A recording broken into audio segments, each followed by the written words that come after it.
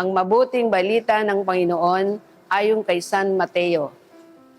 Habang bumababa sila sa bundok, tinanong si Jesus ng mga alagad, "Bakit po sinasabi ng mga eskreba na dapat munang pumarito si Elias?" Sumagot siya, "Paririto nga si Elias upang ihanda ang lahat ng bagay.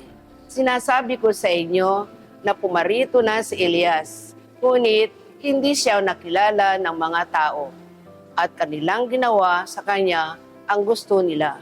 Gayon din naman, patihirapan nila ang anak ng tao."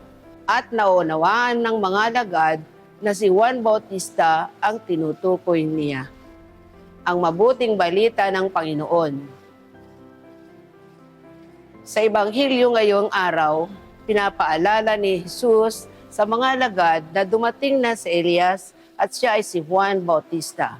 Ginampanan ni Juan ang kanyang misyon na ihanda ang daan para sa Panginoon. Ngunit hindi siya nakilala at pinahirapan pa. Tulad niya, maraming pagkakataon na ang mga pagpapahayag ng Diyos sa ating buhay ay hindi rin agad nating nakikilala. Habang pinagninilayan ko ito, napapaisip ako kung ilang beses ko nang hindi napapansin ang presensya ng Diyos sa mga karaniwang pangyayari, sa mga taong nagpapayo, sa mga pagkakataon sinusubok ako o sa mga tahimik na sandali ng pagninilay. Tulad ni Juan Bautista, tinatawad din akong maging tapat sa aking pananampalataya kahit mahirap. Kahit may mga hindi naniniwala o nakauunawa, naway matuto akong makilala ang mga Elias sa aking buhay, mga taong ginagamit ng Diyos upang ihanda ang aking puso.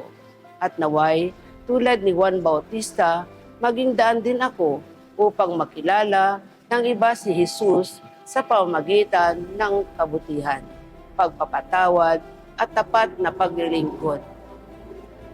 Manalangin tayo. Mapagmahal na Ama, kami yung mga nilalang ay nagpapakumbaba sa iyong harapan. Patawarin mo po kami sa aming mga pagkakasala at pagkukulang laban sa iyong kabutihan. Mabigat man ang aming mga nagawang kasalanan, nananalig kami sa iyong walang hanggang awa at pag-ibig. Panginoon, kami naninikluhod sa iyong harapan. Linisin mo po ang aming mga puso at damdamin upang maging karapat-dapat kaming harap-marap sa iyo. Naway ihanda namin ang aming mga sarili sa pagdating ng aming Panginoon Jesus, ang iyong anak at ang aming manunubos, kasama mo at ng Espiritu Santo, iisang Diyos, magpasawalang hanggan. Amen.